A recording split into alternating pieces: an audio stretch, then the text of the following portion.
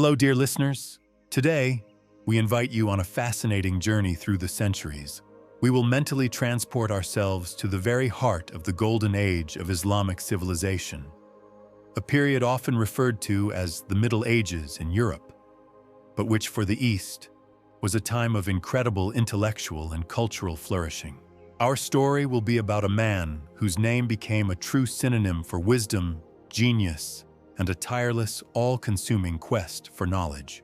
This man was an outstanding physician, whose methods and diagnoses astounded his contemporaries and formed the basis of medical practice for centuries to come.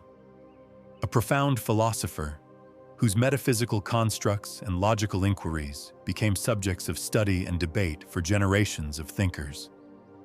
An encyclopedic scholar, whose interests spanned virtually all known fields of knowledge at the time, from astronomy and mathematics to mineralogy and botany. And also a talented poet and musician, whose creative work reflected the richness of his inner world.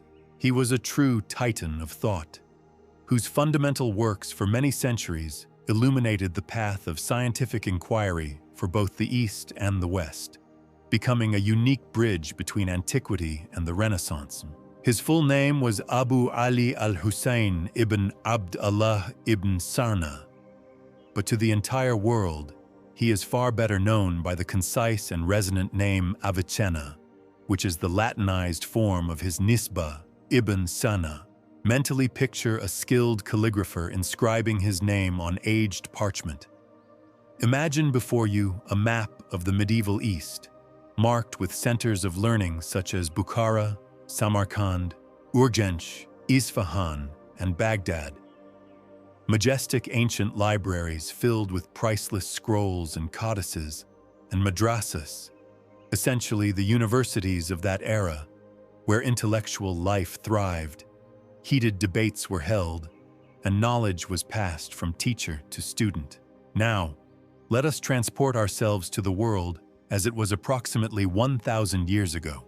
While Europe, after the fall of the Western Roman Empire, was only beginning to slowly emerge from what are often called the Dark Ages, experiencing a period of feudal fragmentation and relative cultural stagnation across the vast expanses of the East, from distant Andalusia on the Iberian Peninsula, where Cordoba shone, to prosperous Central Asia and Iran, where Samarkand and Nishapur flourished. The bright, unquenchable fire of science and culture was already blazing intensely. This period, roughly from the 8th to the 13th century, went down in history as the Islamic Golden Age, a time when Arabic-speaking science reached incredible heights, preserving, translating, commenting on, and creatively developing the heritage of ancient Greece, Rome, India, and Persia. It was in this world, a world filled not only with complex political intrigues, dynastic strife, and destructive wars, but also with incredible intellectual breakthroughs, scientific discoveries, philosophical insights, and artistic achievements, that our hero was destined to be born. Abu Ali ibn Abdullah ibn al-Hasan ibn Ala ibn Sina, such was his full multi-component name, reflecting his lineage and respect for his ancestors, was born around 980 CE, though the exact date of his birth is still a subject of debate among historians. In the small village of Afshana, located near Bukhara. In those times, Bukhara was not just a large city, but the brilliant capital of the powerful and culturally developed Samanid state. The Samanid state, encompassing territories of modern-day Uzbekistan, Tajikistan, parts of Iran, Afghanistan, and Turkmenistan, was renowned for its patronage of sciences, arts, and literature, and the Bukharan court was a center of attraction for scholars, poets, and theologians from all over the Islamic world. Today, this historical area, where Avicenna spent his childhood and youth, is located in modern-day Uzbekistan.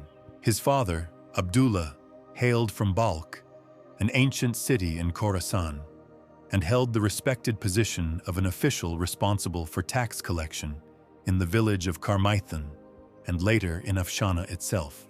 He was a highly educated man for his time, inquisitive, valuing knowledge, and striving to give his son the best possible upbringing and education.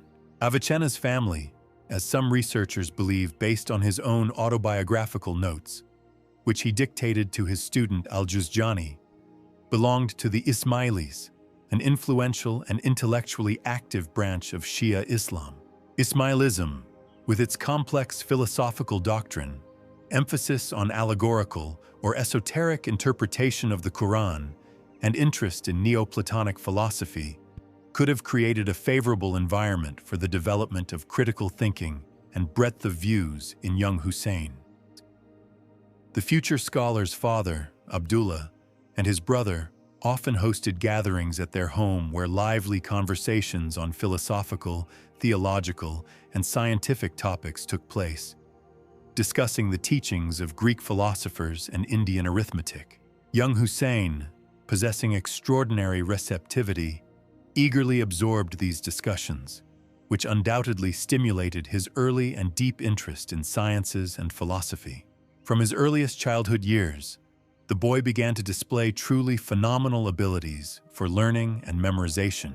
There are traditions, confirmed by his autobiography, according to which by the age of 10, he not only knew the entire Quran by heart, the holy book of Muslims, consisting of 114 surahs and more than 6,000 ayahs, which in itself was a significant achievement and evidence of extraordinary memory, but also deeply and thoroughly studied the intricacies of Arabic grammar, Arabic literature, including classical poetry, and the fundamentals of Muslim jurisprudence, often referred to as fiqh.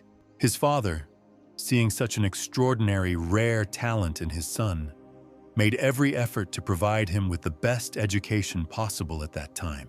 The most famous and qualified teachers in various scientific disciplines available then were invited to teach young Hussein.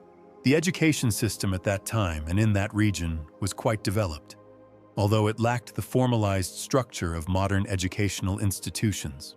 Primary education, or maktab, usually included the study of the Quran, Arabic language, writing, and basic arithmetic.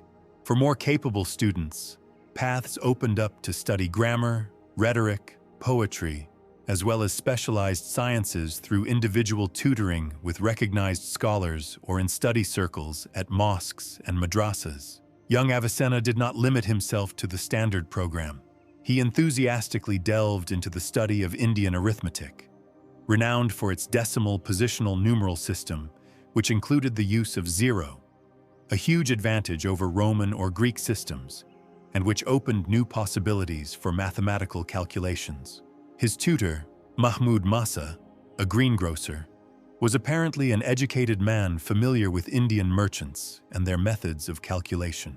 He also mastered the fundamentals of Muslim law, or fiqh, under the famous jurist Ismail az-Zahid, which required not only knowledge of the Quran and Sunnah, that is, traditions about the life and sayings of Prophet Muhammad, but also a deep understanding of methods of legal interpretation and logical deduction.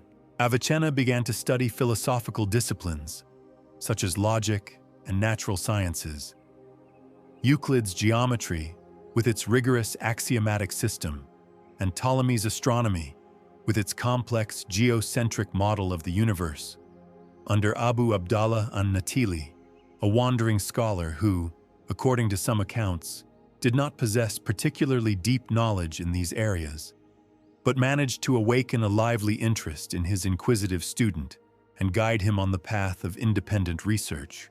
Avicenna's own accounts survive, stating that while studying Porphyry's Isagoge, a famous introduction to Aristotle's Categories, which served as the primary logic textbook, he posed such complex and subtle questions to an-Natili about definitions, genera, species, and universals that an-Natili often could not provide satisfactory and exhaustive answers.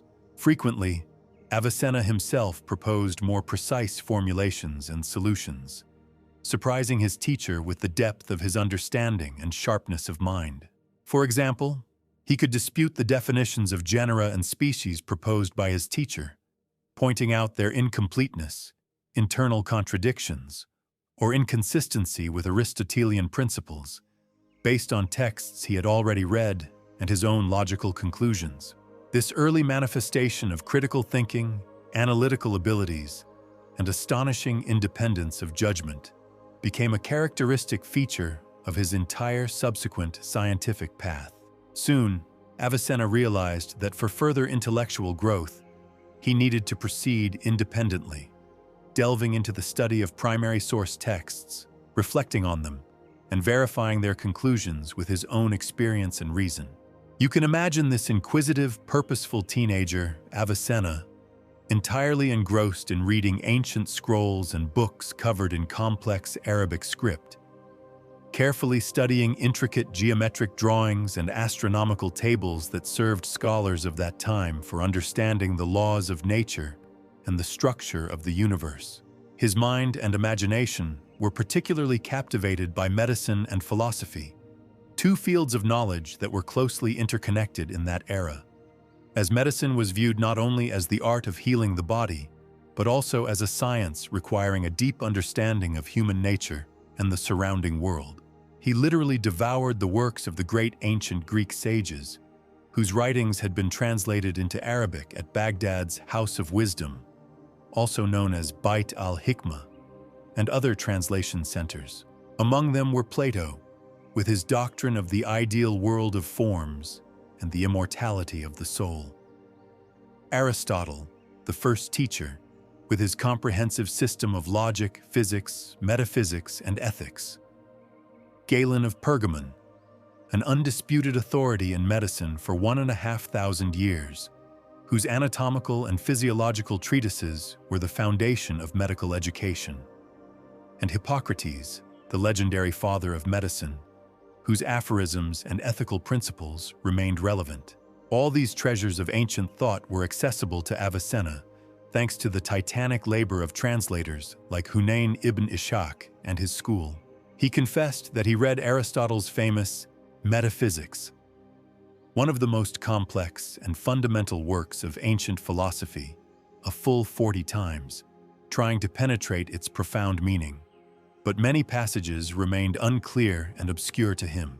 This continued until, quite by chance, at a book market, for the paltry sum of 3 dirhams, he came across a small treatise, a commentary on Aristotle's Metaphysics, written by the outstanding philosopher of the previous generation, Abu Nasr Al-Farabi, the second teacher after Aristotle. This moment became a true intellectual epiphany for young Avicenna, a key to understanding the most complex concepts of Aristotelian ontology and theology. He recalled that after reading Al-Farabi's commentary, he experienced such joy that the next day he gave alms to the poor in gratitude to God for this insight. After this, he resumed his study of philosophy with renewed vigor and deeper understanding. Concurrently, he independently and with incredible zeal took up medicine. His interest in this science was so great that he not only meticulously studied the theoretical works of great predecessors like Galen, Hippocrates, Oribasius, and Paul of Aegina, but also the writings of the distinguished Persian physician Abu Bakr Muhammad ibn Zakaria al-Razi, known in the West as Razes, who was famous for his vast clinical experience, detailed descriptions of diseases such as smallpox and measles, and critical approach to authorities. Avicenna strove to acquire the practical skills necessary for successful healing. He began to visit the sick, carefully observing the course of various ailments, analyzing symptoms, discussing complex cases with experienced physicians of Bukhara, and proposing his own, sometimes unexpected, but often effective methods of treatment. It is said that he even provided free medical care to the poor and needy, which earned him the respect and affection of common people, even before he became known at court. His reputation as a skillful diagnostician, capable of recognizing hidden causes of diseases, and a talented healer, adeptly selecting medicines and treatments, grew daily. He possessed a rare ability not only to memorize countless symptoms and medical prescriptions, but also to intuitively sense the individual characteristics of each patient, their constitution, temperament, lifestyle, and select the most appropriate, personalized treatment. By the age of 16 or 17, Avicenna had already gained widespread fame in Bukhara and its surroundings as a skilled and talented physician, to whom people turned for help even when other doctors had given up. His fame as a healer steadily grew, and soon fate itself presented him with a unique chance that radically changed his entire subsequent life and opened new, previously unseen horizons before him. It so happened that the Emir of Bukhara, Nuh ibn Mansur, of the ruling Samanid dynasty, ruler of a vast and prosperous state, fell dangerously ill. The court physicians, despite all their experience and efforts, using all known remedies, proved powerless against his mysterious and persistent ailment. The emir was fading before their eyes, and his entourage was in despair. Then, one of the emir's close associates, perhaps one who had already heard of the young doctor's extraordinary abilities, remembered Hussein ibn Sina. He was immediately summoned to the palace, which in itself was a great honor and recognition of his talent. The young man, who was only about 17 years old at the time, appeared before a council of gray-haired court physicians. Without timidity or hesitation, displaying astonishing courage and self-confidence for his age, he undertook the treatment of the powerful ruler. Unfortunately, history has not preserved for us the exact details of the diagnosis Avicenna made for the emir, or the specific methods of treatment he applied. There are only conjectures based on his later medical works. Perhaps it was some complex form of fever, a gastrointestinal disorder, or nervous exhaustion caused by the burden of state affairs. However, the result of his medical intervention was truly astonishing and surpassed all expectations. Emir Nuh ibn Mansur fully recovered, returning to life and his duties. As a sign of deepest gratitude and admiration for his skill, the emir not only generously rewarded his young savior with money and honors, but also gave him a truly royal gift, which for Avicenna was more precious than all the treasures of the world. He opened for him the doors of his famous palace library, one of the best and richest in the entire East. The Samanid Palace Library in Bukhara, known as Siwan al-Hikmah, which can be translated as storehouse of wisdom or treasury of knowledge, was a truly legendary collection of books. It contained tens of thousands of volumes covering all then-known branches of knowledge, written in various languages: Arabic, Persian, Greek, Syriac, Sanskrit. It housed not only the works of Arab and Persian scholars, poets, and theologians, but also priceless translations of works by ancient Greek philosophers, mathematicians, astronomers, and physicians, works by Indian sages, and writings of scholars from other regions of the Islamic world. For Avicenna, this was tantamount to immersing himself in a boundless ocean of human thought, in an inexhaustible source of knowledge. He plunged headlong into studying these treasures. He recalled finding books there that he had never seen before and had not even heard of. Books on all branches of knowledge, systematically arranged by room. He studied rare manuscripts on philosophy, including complete texts of Plato and Aristotle with numerous commentaries by Alexandrian, Syrian, and Arab philosophers, and works of Neoplatonists like Plotinus and Proclus, which significantly influenced the formation of his own philosophical system. He deepened his knowledge of mathematics, reading not only Euclid's Elements, but also Archimedes' works on statics and hydrostatics, Apollonius of Perga on conic sections, and Diophantus on algebra. Astronomical treatises by Ptolemy, especially his Almagest, by Indian astronomers with their more accurate tables of planetary motion, and works by preceding Muslim scholars like al-Battani, al-Farghani, and al-Khwarezmi, were meticulously studied and critically re-evaluated by him. He did not neglect the sciences of language, grammar, rhetoric, poetics, nor history, geography, ethics, and politics. It was during this blessed period, having unlimited access to such an immense wealth of knowledge, that Avicenna laid the solid foundation of his truly encyclopedic erudition, which astounded his contemporaries and posterity.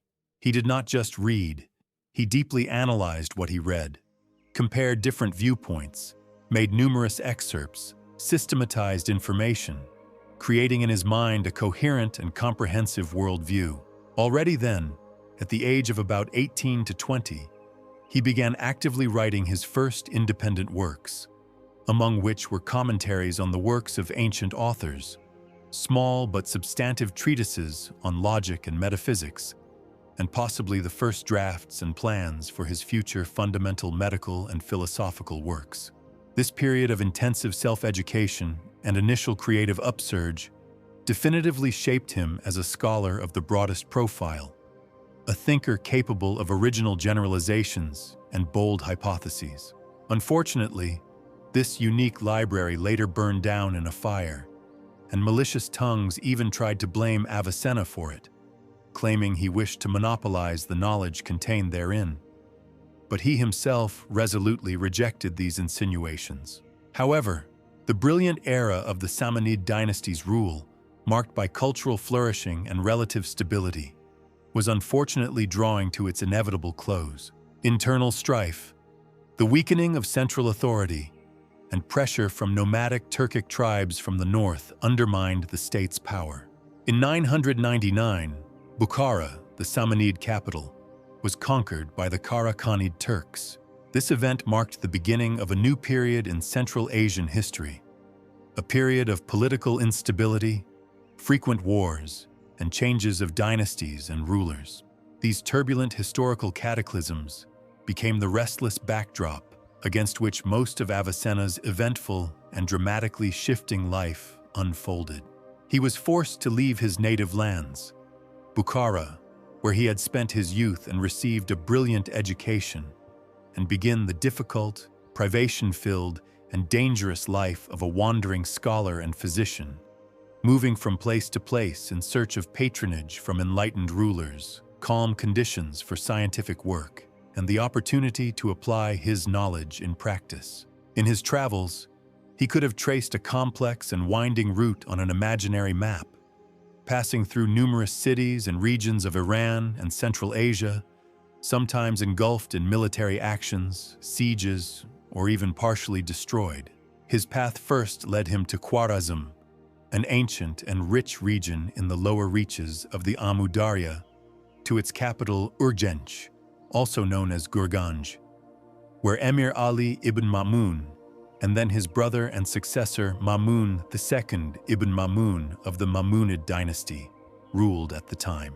The Mamunid court in Urgench was then one of the most brilliant scientific and cultural centers in the entire Islamic East. Here, under the patronage of enlightened Khwarezm Shahs, a whole constellation of outstanding scholars, thinkers, and poets gathered, creating a kind of informal but very influential Ma'mun Academy. Among them was the great encyclopedic scholar Abu Rayhan al-Biruni, a man of universal knowledge, comparable in the scale of his personality, breadth of interests, and depth of knowledge to Avicenna himself. Al-Biruni was about 7 years older than Avicenna, and already enjoyed enormous authority as a mathematician, astronomer, historian, geographer, expert on India, and master of many languages. Their interaction in Urgench, which lasted for several years, from approximately 1004 to 1012, was undoubtedly extremely fruitful and stimulating for both geniuses. Although, according to some surviving accounts, sharp scientific discussions also occurred between them, reflecting differences in their methodological approaches and philosophical positions. Their famous correspondence has survived, in which they discussed the most complex questions of natural philosophy and metaphysics. For example, the nature of light and heat, the possibility or impossibility of a vacuum, the infinite divisibility of bodies, the eternity or creation of the world in time, and the possibility of the existence of multiple worlds similar to ours. Avicenna, being more inclined to Aristotelian deductive methodology and systematic knowledge construction, defended certain positions, while Al-Biruni, with his deep knowledge of Indian philosophy, inclination towards empirical research, precise measurements, and inductive generalizations, expressed different, sometimes very critical, viewpoints. These disputes, however, were conducted at the highest intellectual level, using complex philosophical argumentation, and contributed to the sharpening of thought and clarification of positions for both great thinkers. In Khwarezm, Avicenna not only engaged in intensive scientific work, but also likely continued his medical practice, enjoying court patronage. It was here, in the relatively calm and creative atmosphere of the Urgench court, that he began serious and systematic work on his future chief medical masterpiece, the Canon of Medicine, and also, possibly, on some parts of his grand philosophical encyclopedia, the Book of Healing. But this relative calm and secure refuge in Khwarezm also proved, alas, short-lived. The political map of the region was changing rapidly. A new, formidable conqueror emerged on the historical stage.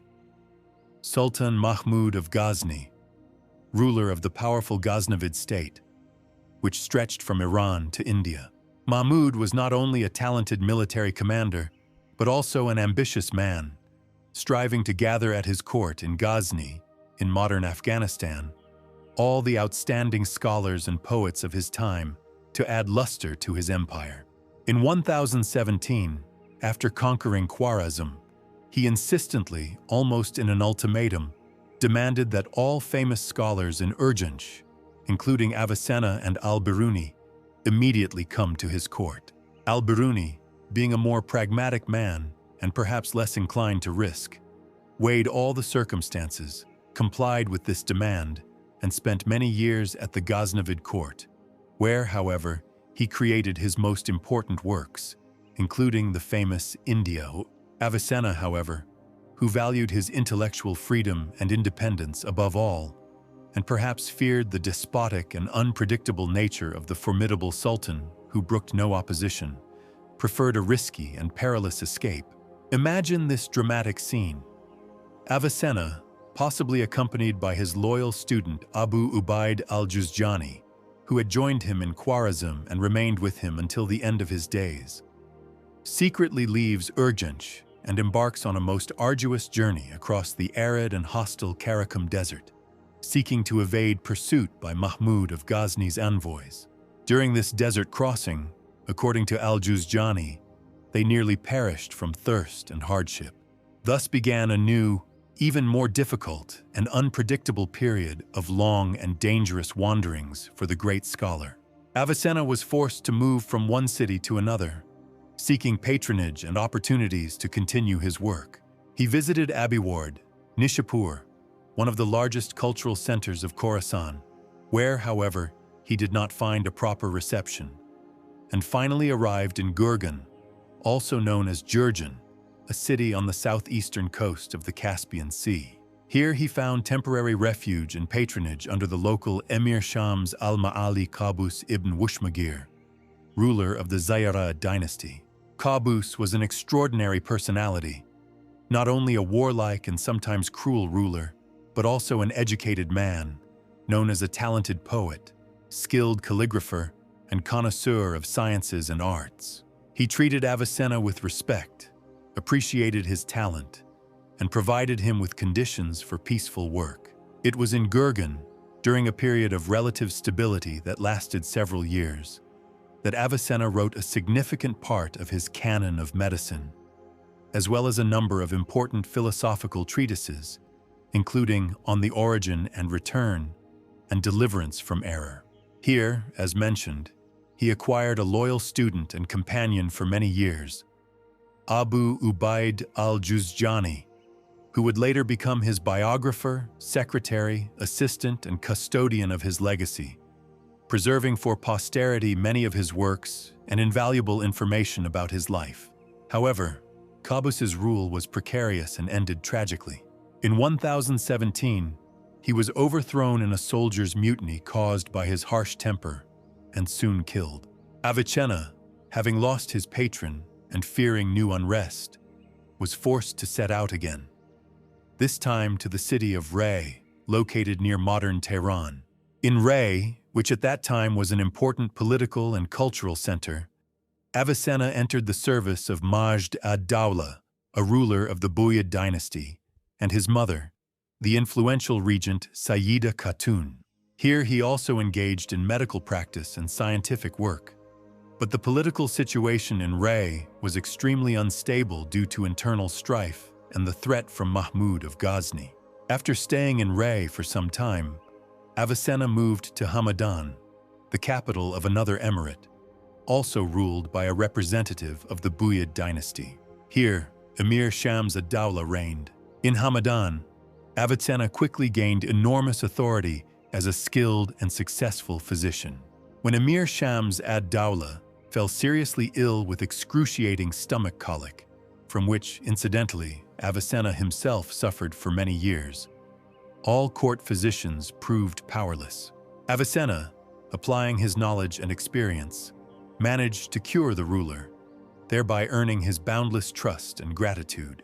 As a reward, the emir appointed him not only as his personal physician, but also granted him the high and responsible post of Vizier, or chief minister. As Vizier, Avicenna attempted to implement certain administrative and financial reforms aimed at streamlining governance, combating corruption, and improving the population's welfare. However, his activities in this field met with fierce resistance from the influential military nobility, mostly consisting of Turkic and Dalamite mercenaries, who saw him as an outsider, a scholar far removed from their interests, and feared an infringement on their privileges and incomes. Intrigues against him, fueled by envy and discontent, led to his house being plundered during a soldiers' riot, and he himself barely escaped with his life. The emir, fearing further unrest, was forced to dismiss him from the post of Vizier and even imprison him for some time, about 40 days, in the fortress of Fardajan. However, when the emir's severe illness recurred with renewed force, and none of the other physicians could help him, he despairingly summoned Avicenna again, who, forgetting his grievances, cured him once more and was honorably reinstated as vizier. This period in Hamadan, which lasted about 10 years, was extremely tense and eventful. By day, Avicenna dealt with complex and responsible state affairs, received visitors, settled disputes, and also conducted an extensive medical practice, while his nights, often until deep past midnight, were devoted to intensive scientific work, dictating his works to students and lively discussions with them on philosophical and scientific problems. It was in Hamadan, despite all difficulties and vicissitudes of fate, that he completed the first book of the Canon of medicine and a significant part of his philosophical encyclopedia, the Book of Healing. After the death of Emir Shams ad-Dawla in 1021 and the ensuing new political turmoil, power struggles among his sons, and increased pressure from hostile neighbors, Avicenna, foreseeing inevitable unrest, decided to secretly leave Hamadan. He entered into correspondence with Ala ad-Dawla, the ruler of Isfahan from the Kakuyid dynasty, who was known for his patronage of sciences, and, disguised as a dervish, accompanied by his brother Al-Juzjani and 2 servants, set out for Isfahan. This journey was also fraught with danger, but in the end, they reached their destination safely. It was here, in Isfahan, one of the most beautiful and prosperous cities in Iran, that he finally found relative peace, stability, and very favorable conditions for his scientific and creative work for many subsequent years, which became the most fruitful period of his life. It was during these difficult years of wandering, court service, political intrigue, and intense scientific work that Avicenna created and completed his magnum opus, which immortalized his name forever and brought him fame as the Prince of Physicians. Al-Qanun fi Tib, which translates from Arabic as the Canon of Medicine. This was not just another book on medicine. It was a comprehensive, monumental medical encyclopedia that managed not only to synthesize and systematize all the most significant achievements of Greco-Roman medicine by authors such as Hippocrates, Galen, Dioscorides, Indian medicine, e.g. Sushruta and Charaka, and Arab-Persian medicine, particularly Al-Razi and Ali ibn Abbas al-Majusi, accumulated by that time, but was also generously supplemented with Avicenna's own original clinical observations, rich practical experience, theoretical generalizations, and scientific discoveries. The Canon was a grandiose work, distinguished by its strict logical structure, clarity of exposition, and encyclopedic scope of material, consisting of 5 voluminous books. In the first book of the Canon, which is theoretical in nature, Avicenna not only detailed the fundamentals of human anatomy and physiology, largely following Galen's teachings, but also made significant clarifications and additions. For example, he described the muscles of the eye and the mechanism of vision, the structure of the ear and the process of auditory perception, and the functions of various parts of the nervous system more accurately than Galen. Although he adhered to Galen's theory of the movement of vital spirits, also known as pneuma, through nerves originating from the brain and heart, his doctrine of temperaments, namely sanguine, choleric, phlegmatic, melancholic, based on the Hippocratic Galenic theory of the 4 bodily humors, blood, yellow bile, phlegm, black bile, and their influence on physical and mental health, as well as predisposition to certain diseases, was very detailed and considered not only innate constitutional features, but also the influence of factors such as age, sex, diet, climate, profession, lifestyle, and even emotional state. He emphasized the immense importance of disease prevention, stating that medicine is the art of preserving health and curing disease when it arises. To maintain health, he recommended moderation in all things, in food and drink, describing the properties of various foodstuffs in detail, in work and rest, in sleep and wakefulness, as well as regular and varied physical exercises, hardening, bathing, and massage. He paid special attention to hygiene of the body, clothing, housing, water, and air. This book also contained general information about the causes of diseases, both internal and external, their symptoms, diagnostic methods, including a detailed study of the pulse and urine analysis, and general principles of treatment. In the second book of the Canon, dedicated to simple drugs, that is to say, medicinal substances consisting of a single component, Avicenna described about 813 different medicinal substances of plant, animal, and mineral origin known at the time. For each drug, he provided its name, often in several languages: Arabic, Persian, Greek, Syriac. A detailed description of its appearance, place of growth or extraction, properties, e.g., hot or cold, dry or moist, to a certain degree, according to humoral theory. Methods of collection, preparation, storage, and application, as well as possible side effects, contraindications, and substitutes if the drug was unavailable. Importantly, Avicenna was the first in the history of medicine to formulate clear rules for testing new drugs, a kind of prototype for modern clinical trials.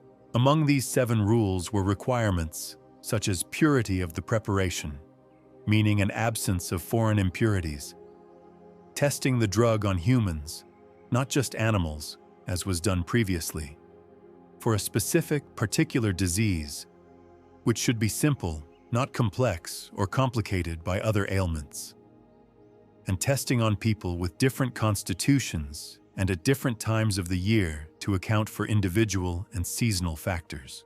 This was a significant step towards a more scientific and objective approach in pharmacology.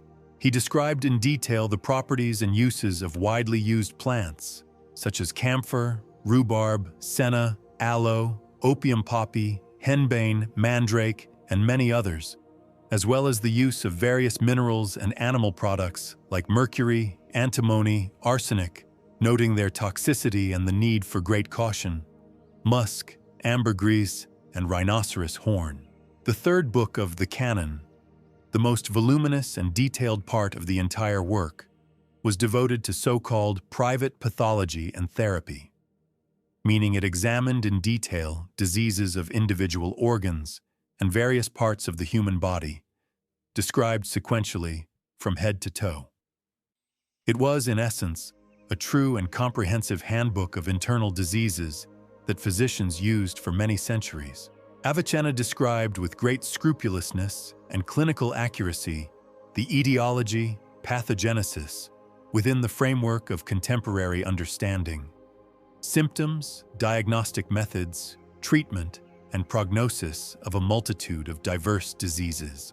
These included diseases of the nervous system, including epilepsy, various types of paralysis, migraine, meningitis, which he accurately differentiated from other types of headaches, sleep disorders, mental disorders like melancholia and mania, respiratory organs, pneumonia, pleurisy, pulmonary tuberculosis, which he linked to hereditary predisposition and contagious origin, bronchial asthma, cardiovascular system. Although his understanding of blood circulation was pre-Harveian and based on Galen's theory, he developed a detailed doctrine of the pulse, distinguishing more than 10 of its characteristics: frequency, rhythm, strength, tension, fullness, and their diagnostic significance in various diseases. Digestive system, gastritis, stomach and intestinal ulcers, dysentery, various types of colic, liver and gallbladder diseases, including various types of jaundice, hepatitis, cirrhosis of the liver, which he linked in particular to wine abuse and gallstones, genitourinary system, nephritis, kidney and bladder stones, methods for their conservative treatment and indications for lithotomy, diabetes mellitus, which he described as a disease characterized by copious sweet urine, unquenchable thirst, and emaciation, and linked to impaired liver and kidney function, as well as joint diseases, e.g. the arthritis and gout, skin diseases, and many others. His descriptions of infectious diseases such as smallpox and measles were so accurate and detailed that they allowed for their clear differentiation, a major achievement for the time, as they were previously often confused. He also described the clinical picture of leprosy, plague, and anthrax. Although without knowing their true causative agents, he did suggest their contagiousness and modes of transmission. The fourth book of the Canon was dedicated to so-called general diseases, meaning those affecting the entire body, such as various types of fevers, which he classified by their causes, course, and symptoms, as well as surgery, treatment of tumors, though mainly benign and superficial, cosmetics, and beauty preservation. In the section on surgery, Avicenna described methods for treating wounds, including cleaning, suturing, draining, burns, frostbite, fractures, including methods for reducing bone fragments, applying immobilizing bandages and splints made of various materials, reducing dislocations, and removing foreign bodies. He also considered amputation of limbs in extreme cases of gangrene, lithotomy, meaning the removal of bladder stones, and hernia treatment. However, Avicenna himself, as a representative of high scholarship and philosophical medicine, engaged in surgical practice relatively little, considering it more of a craft requiring physical strength, manual dexterity, and practical experience rather than deep theoretical knowledge. Nevertheless, he understood the importance and necessity of surgical interventions in certain cases and sought to theoretically justify their performance and improve techniques. He also paid attention to pain relief during operations, recommending the use of various narcotic and sedative agents like opium, mandrake, and henbane, as well as methods of distraction and cooling. The section on cosmetics is also interesting, where he gave numerous tips on caring for the skin of the face and body, hair, teeth, eliminating various appearance defects such as wrinkles, age spots, scars, and preparing various cosmetics, creams, ointments, lotions, hair dyes. Finally, the fifth book of the Canon, titled Pharmacopoeia, or Akrabadin, from the Greek word graphidion, which means book or list, contained recipes and methods for preparing complex, multi-component medicines, such as various elixirs, syrups, powders, pills, ointments, plasters, as well as various antidotes, for example, theriac. It was, in essence, a true and detailed practical reference for pharmacists of that time, which they used in their daily work when preparing and dispensing medicines. Avicenna's Canon of Medicine spread very quickly throughout the Islamic world, from Spain to India, becoming a desk reference for several generations of physicians and the primary textbook in medical schools. As early as the 12th century, it was translated into Latin by the eminent translator Gerard of Cremona, who worked in Toledo, Spain, and other learned men of that time. This translation, though not always accurate or complete, revolutionized European medicine, which at that point was in a state of relative stagnation and relied mainly on severely distorted and fragmentary knowledge from ancient authors. For nearly 6 subsequent centuries, up to the 17th, and in some universities even to the 18th century, Avicenna's Canon remained the primary fundamental medical textbook in most European universities, from the renowned medical schools of Salerno and Montpellier, Bologna and Padua, to the famous universities of Paris, Oxford, Cambridge, and many others. Its scientific authority was so high that it was comparable to that of Galen himself, and in some matters, it even surpassed him, as it offered a more systematized and logical presentation of the material. In terms of the number of manuscript copies and printed editions in Europe during the Middle Ages and the early modern period, Avicenna's Canon was second only to the Bible. For example, in the 15th century, after the invention of printing, it was printed 16 times, and in the 16th century, another 20 times, which testifies to its enormous popularity and demand. It was respectfully called the Medical Bible, and Avicenna himself the Prince of Physicians, in Latin, Princeps Medicorum, or second after Galen. Such outstanding physicians and scholars of the Renaissance as Leonardo da Vinci, Andreas Vesalius, and Paracelsus, although they began to criticize some of his tenets for excessive dogmatism, adherence to outdated Galenic theories, and called for new anatomical research and clinical observations, nevertheless largely relied on his authority and recognized his immense contribution to medicine.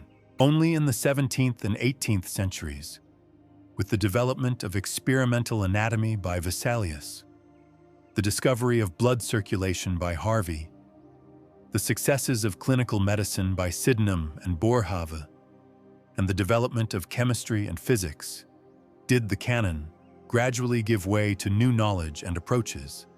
But its historical significance as the greatest monument of medieval medical thought and as a link between ancient and modern European medicine remains enduring.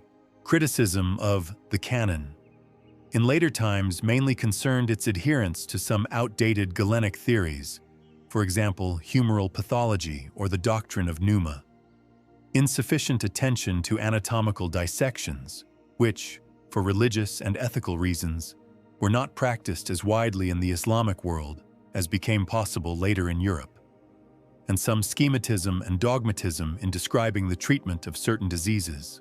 Nevertheless, its clinical observation, logical coherence of presentation, encyclopedic scope, and practical orientation made the canon an unsurpassed medical guide for many centuries. But Avicenna was not only a brilliant physician whose name is inscribed in golden letters in the annals of medical history. His inquisitive, restless mind sought to encompass and comprehend all spheres of knowledge available at that time. the entire body of human wisdom. Almost concurrently with his titanic work on the Canon of Medicine and numerous other, though less famous, medical treatises, he labored with no less diligence and inspiration on another monumental, comprehensive work, Kitab ash-Shifa, which translates from Arabic as the Book of Healing. However, in this case, it referred not to the physical healing of the body from diseases, but to the spiritual healing of the soul from ignorance, errors, and doubts through the attainment of truth.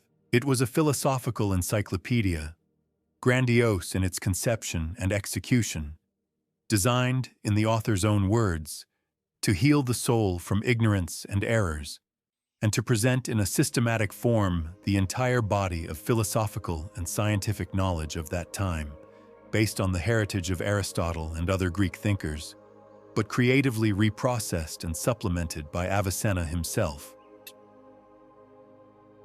The Book of Healing was logically divided into four main, fundamental parts, each of which, in turn, was divided into many books and chapters. The first part was devoted to logic, the second to physics or natural philosophy, including psychology, botany, zoology, mineralogy, and meteorology. The third to mathematical sciences, including arithmetic, geometry, astronomy, and music theory. And the fourth, most important and complex, to metaphysics or first philosophy. In the logic section of the Book of Healing, which itself is a voluminous work, Avicenna not only retold and commented on Aristotle's logical writings, known collectively as the Organon, but also significantly developed his doctrine, making important original additions and clarifications. He particularly deeply investigated modal logic, that is, the doctrine of the categories of necessity, possibility, and actuality of judgments and inferences, as well as the theory of syllogism, analyzing in detail its various figures and moods, including conditional and disjunctive syllogisms. He also paid great attention to the theory of definitions, classifications, induction, and analogy, as well as the problems of language and its relationship to thought. His logical works had a significant influence not only on subsequent Arab logicians, but also on European scholastics such as Peter of Spain and Albertus Magnus, who became acquainted with them through Latin translations. In the extensive physics, or science of nature section, Avicenna considered the widest range of issues concerning the structure and laws of the material world.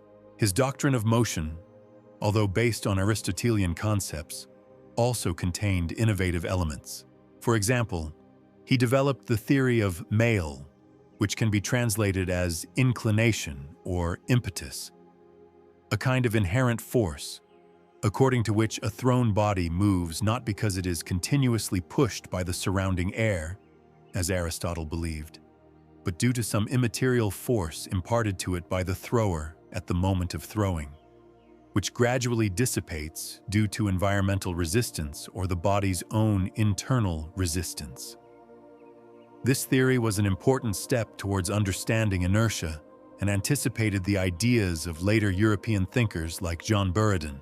He discussed in detail the nature of time and space, considering time as a measure of motion, or as he put it, the number of motion with respect to before and after, and space as a kind of container for bodies, though not a void in an absolute sense. His doctrine of the four elements, earth, water, air, fire, and their primary qualities, cold, wetness, heat, dryness, formed the basis of his understanding of the structure of matter, physical and chemical processes, as well as human physiology. In the section on meteorology, he attempted to explain natural phenomena such as winds, rains, thunderstorms, rainbows, halos, comets, meteors, and earthquakes, linking them to evaporations from earth and water, the movement of air masses, and the ignition of gases in the atmosphere or within the earth. His geological views, set forth in the section on minerals, were also very progressive for his time.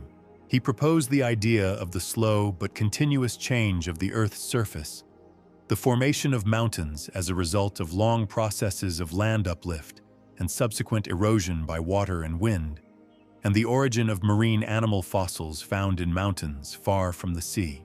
He correctly explained this by stating that these areas were once seabeds, and fossils are the remains of ancient animals and plants buried in sedimentary rocks and petrified over time by a special petrifying force or mineral solutions. In the sections on zoology and botany, he provided detailed classifications of animals and plants, described their structure, physiology, reproduction, and lifestyle, largely following Aristotle and Theophrastus, but adding his own observations and information gleaned from Arab and Persian sources. His doctrine of the soul, or psychology, set forth in a special section of the Book of Healing, was particularly profound and had an immense influence on subsequent philosophy. He distinguished three main levels of the soul, or vital faculties: the vegetative soul, in Arabic, an-nafs an-nabatiyya, responsible for nutrition, growth, and reproduction, common to plants, animals, and humans; the animal soul, an-nafs al-hayawaniyya, possessing faculties for sensation, voluntary movement, and appetites, such as anger, fear, desire, common to animals and humans; and the rational soul, an-nafs an-natika, unique to humans and possessing the ability for abstract thought, knowledge of universals, that is, general concepts, self-awareness, and moral choice. Each of these souls, in turn, had its specific powers or faculties.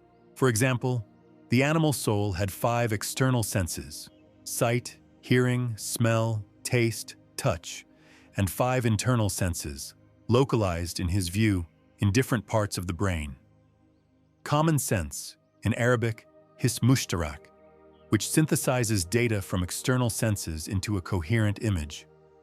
The power of representation, khayal, which preserves images of perceived objects after the stimulus ceases. Imagination, mutakhayila in humans, mufakira in animals, which can combine and divide images, creating new representations. The estimative power, wahima, which instinctively determines the useful and harmful in objects of perception. For example, a sheep instinctively fears a wolf, even without prior experience. And memory, hafiza or dakira, which preserves the results of estimation and judgment. The rational soul was divided into practical reason, which governs human actions and strives for good in practical life, and theoretical reason, which strives for knowledge of truth for its own sake and can reach various levels of development, from potential intellect to actual intellect, and finally, to acquired intellect, capable of direct contemplation of intelligible truths in conjunction with the active intellect. It was in the context of the doctrine of the soul that Avicenna proposed his famous flying man, or man suspended in air thought experiment, proving the self-evidence of the soul's existence or self-awareness, independent of the body and sensory experience. In the mathematics section of the Book of Healing, Avicenna systematically set forth the fundamentals of arithmetic, including number theory, proportions, and root extraction; geometry, mainly based on Euclid's Elements, but with his own proofs of some theorems and additions concerning, for example, the measurement of volumes and surfaces, as well as astronomy and music theory. His astronomical works, although based on Ptolemy's geocentric system, which he considered the best mathematical model of his time, also contained criticisms of some of its aspects. For example, the complexity and artificiality of the theory of epicycles and deference. He also conducted his own astronomical observations, particularly in Isfahan, where a small observatory was built for him. He attempted to determine the precise geographical coordinates of Isfahan by observing a lunar eclipse simultaneously with Al-Biruni, who was in another city. In the field of music theory, Avicenna is considered one of the greatest and most authoritative medieval theorists, both in the East and, after the translation of his works into Latin in the West. In a special section of the Book of Healing, as well as in his other writings, he described in detail and with mathematical precision musical intervals, consonances and dissonances, principles of constructing musical modes, known in Arab tradition as maqamat, and various rhythmic structures called ikai. He also provided a classification of musical instruments used in his time, dividing them into stringed instruments, such as the oud or lute, tanbur, qanun or zither, rabab or boud instrument, wind instruments, such as the ney or flute, zurna or oboe, and percussion instruments, for example, drums, tambourines, cymbals. His works on music significantly influenced the development of music theory and practice both in the Islamic world and in medieval Europe. In the concluding and most important section of the Book of Healing, Metaphysics, or First Philosophy, Divine Science, which Avicenna himself considered the pinnacle of his entire philosophical work, he developed his profound and original doctrine of being, of God as the necessarily existent, in Arabic, wajib al-wujud, whose essence is identical to his existence, and who is the first cause and ultimate goal of all that exists. All other existent things, the created world, are possibly existent, mumkin al-wujud, meaning their existence does not derive from their own essence but is granted to them by the necessarily existent, and they need him for their origination and preservation. Avicenna provided several philosophical proofs for God's existence, including the cosmological proof, that is, from the presence of motion, causality, and contingency in the world, to the existence of a prime mover, first cause, and necessarily existent, and a kind of ontological proof, from the very concept of the necessarily existent, which cannot not exist, to its real existence. His doctrine of emanation, in Arabic, faidain, described the process of the world's origin from God not as a momentary creation out of nothing, in Latin, creatio ex nihilo, but as an eternal and necessary process of outflowing or radiation, similar to how light emanates from the sun. From God, as the first, one, and absolutely simple principle, emanates the first intellect, or mind.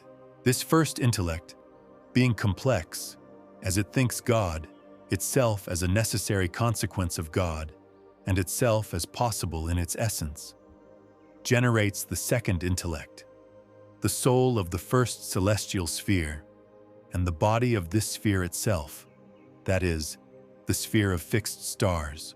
This process of emanation continues hierarchically downwards, through subsequent intellects and celestial spheres, or planetary spheres, to the 10th, or active intellect, in Arabic, al-aqul al-fa'al, which governs the sublunar world, that is, our terrestrial world, and is the source of forms for material things, as well as the source of human reason, actualizing its potential cognitive abilities. Avicenna also argued in detail for the immortality of the individual human rational soul, which, being a simple, immaterial, and self-aware substance, is not subject to destruction with the body. After the body's death, the soul, depending on the degree of its intellectual and moral perfection achieved in earthly life, can attain various levels of bliss in conjunction with the active intellect and in continuous contemplation of intelligible truths, or, if it was attached to bodily passions and neglected knowledge, it will experience suffering. Avicenna's philosophical system, a complex and original synthesis of Aristotelianism, Neoplatonism, and Islamic theology, provoked lively and sometimes fierce debates in the Islamic world. He was criticized by some Orthodox theologians, mutakallimun, such as the famous Abu Hamid al-Ghazali in his book, The Incoherence of the Philosophers, for tenets such as the eternity of the world, though Avicenna spoke of the world's eternal dependence on God, not its self-sufficient co-eternity with God. The denial of bodily resurrection, as Avicenna recognized only spiritual immortality and spiritual bliss or suffering after death. And the assertion that God knows particulars only in a universal way, not in all their individual details. Nevertheless, his philosophy exerted an enormous and lasting influence on subsequent Muslim philosophers like Ibn Tufayl, Ibn Bajjah, and Ibn Rushd, also known as Averroes, although the latter sharply criticized him on many points, striving for a purer and more authentic Aristotelianism, as well as on many Sufi, meaning mystical thinkers, some of whom found in his doctrine of emanation, the active intellect, and the stages of cognition an echo of their own mystical ideas about the path to God. Through Latin translations, Avicenna's philosophy had a profound impact on medieval European scholasticism, becoming one of the main sources for the West's acquaintance with Aristotelian thought and giving rise to so-called Latin Avicennism. In addition to these two titanic works, the Canon of Medicine and the Book of Healing, Avicenna authored more than 450 other compositions, of which about 240 have survived, covering a vast range of knowledge. Among them are the Book of Salvation, in Arabic, Kitab an-Najat, an abridged version of the Book of Healing, Pointers and Reminders, Kitab al-Isharat wa Tanbihat, one of his last and most mature philosophical works, written in a more concise and aphoristic style. The Book of Knowledge, Danish Nama, a philosophical encyclopedia written in Persian, making it accessible to a wider readership in Iran and Central Asia. Numerous treatises on specific issues in logic, metaphysics, psychology, ethics, politics, medicine, astronomy, mathematics, chemistry, music, as well as commentaries on the works of Aristotle and other Greek authors. He was also a talented poet, writing verses in both Arabic and Persian. His famous philosophical qasida, or poem, in Arabic, On the Soul, in which he allegorically describes the soul's descent from the higher world into the prison of the body and its passionate longing to return to its heavenly homeland, is a recognized masterpiece of Arabic philosophical poetry. It metaphorically expounds the main tenets of his psychology and doctrine of immortality.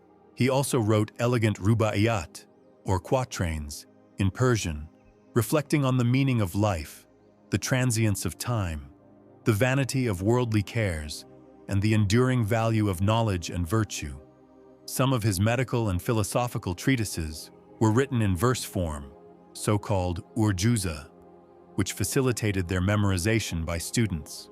For example, his medical poem, Urjuza fit Tib, briefly summarized the main points of the canon and was very popular. Avicenna's pedagogical activity was very intensive and continued throughout his life, wherever he was. Numerous students, eager for knowledge and attracted by his fame and depth of thought, always gathered around him. The most famous and devoted of them was the aforementioned Abu Ubaid al-Juzjani, who accompanied him for over 25 years, was his secretary, assistant, recorded his lectures, helped compile and edit his books, and even completed some of them after the master's death, as well as writing his detailed biography, which is the main source of information about his life. Teaching usually took the form of lively conversations, debates, and joint reading and commenting on texts.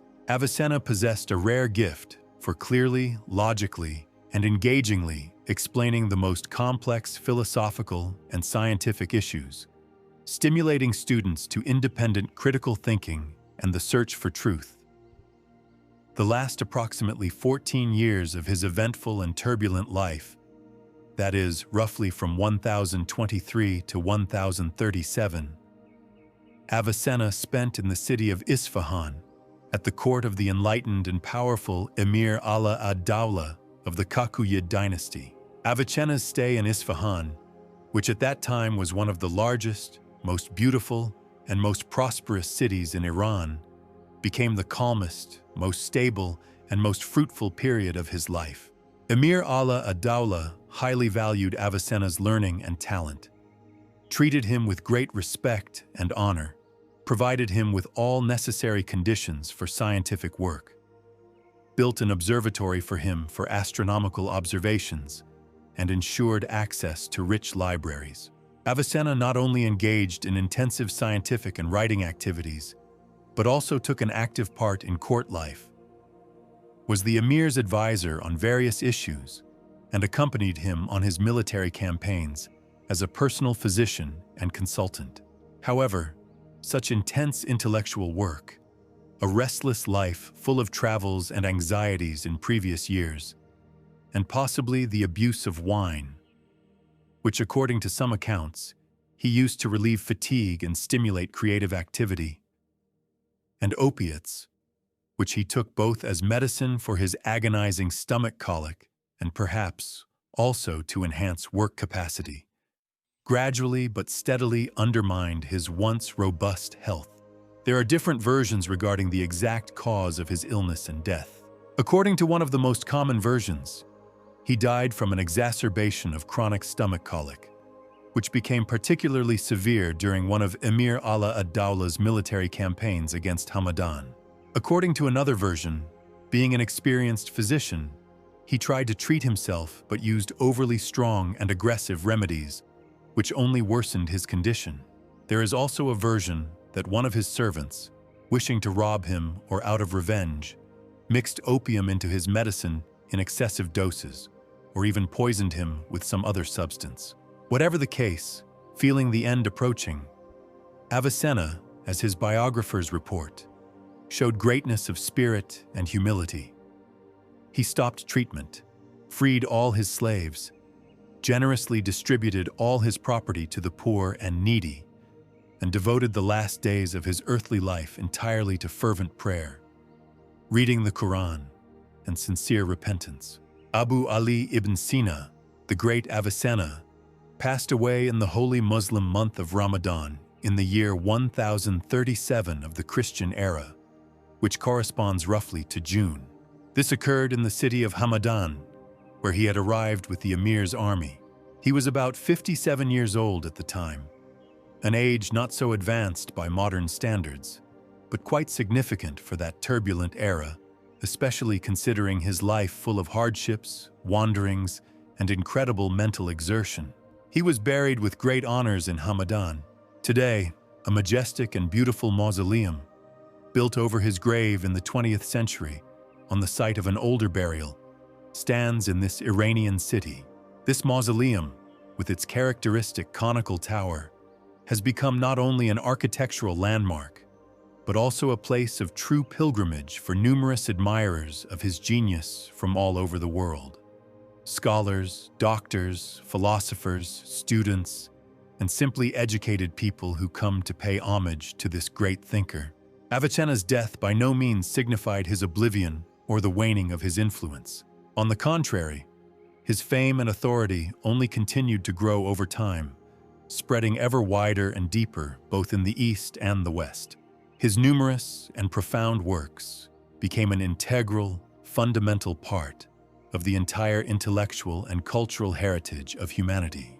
In the Islamic world, he is still revered as one of the greatest philosophers, under the honorary title Sheikh ar-Rais, meaning chief of sages or leader of scholars, and one of the most authoritative physicians of all time. His original ideas, philosophical concepts, and medical theories continued to be actively studied, commented upon, developed, and disputed by subsequent generations of thinkers, scholars, and physicians in the East for many centuries. His medical works, primarily the Canon, remained the basis of medical practice and education in most Islamic countries until the 19th or 20th centuries.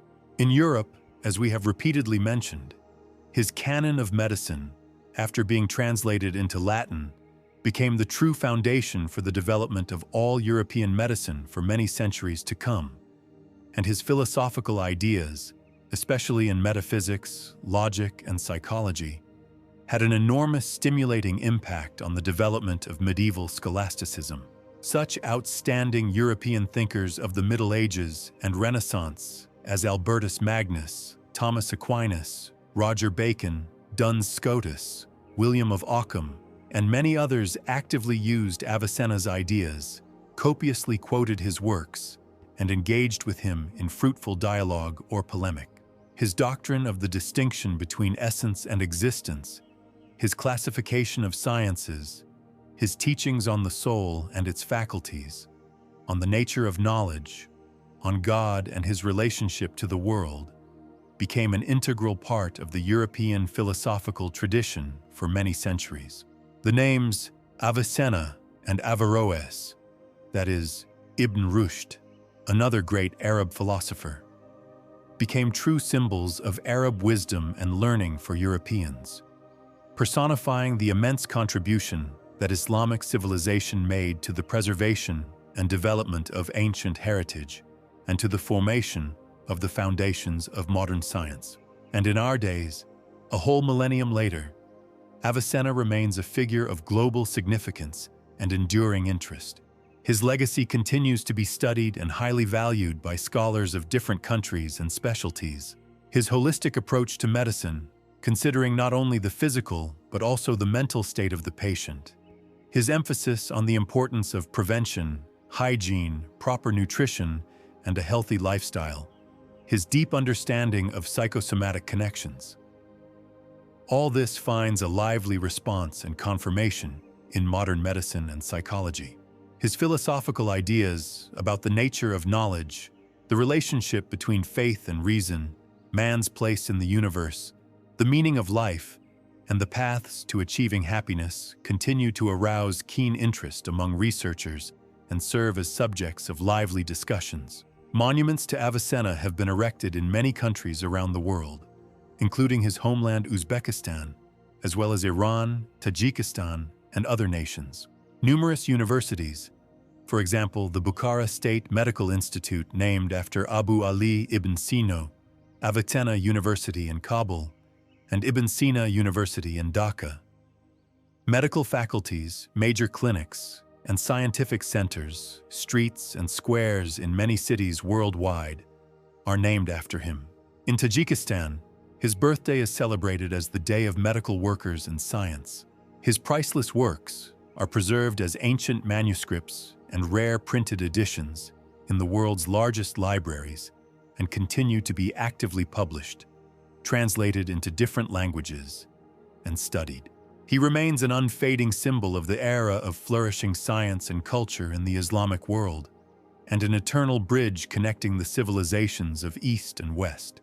Why are Avicenna's personality and legacy so important and relevant for us today, in the 21st century, so many centuries after his life and work? Firstly, it is undoubtedly the astonishing universality and encyclopedic nature of his genius. He clearly demonstrated that the human mind, with due diligence and aspiration, is capable of encompassing and profoundly understanding the most diverse, sometimes seemingly distant, areas of existence, from the structure of the smallest particles of matter, as it was then understood, and the laws of celestial motion to the highest metaphysical insights about the nature of God and being, from the practical art of healing bodily ailments to the philosophical comprehension of the mysteries of the human soul. Secondly, it is his consistent rationalism, critical approach to authorities, and amazing scientific observation. In an era when mysticism, superstitions, dogmatism, and blind adherence to ancient authorities were still very strong, Avicenna boldly relied in his research on strict logic, the power of human reason, careful observation of nature, and practical experience. His scientific approach, especially in medicine, was surprisingly modern for his time, anticipating many later discoveries. Thirdly, it is his unique ability to synthesize knowledge, to creatively reinterpret and integrate the achievements of different cultures and eras.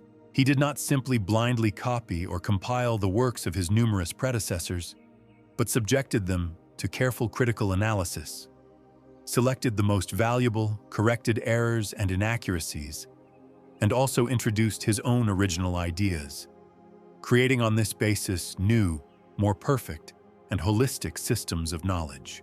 He, in essence, became a living bridge between ancient wisdom, the scientific achievements of the East, and the future flourishing of science in Europe, managing to preserve, develop, and transmit an invaluable intellectual heritage for future generations. Fourthly, it is his profound, true humanism, which permeates all his work. At the center of all his attention, all his research and reflections, was always man, his physical and spiritual health, his well-being, his eternal striving for knowledge, happiness, perfection, and harmony with himself and the surrounding world. And finally, fifthly, it is his tireless, all-consuming thirst for knowledge, his incredible diligence and selfless devotion to science and enlightenment, which he carried throughout his life.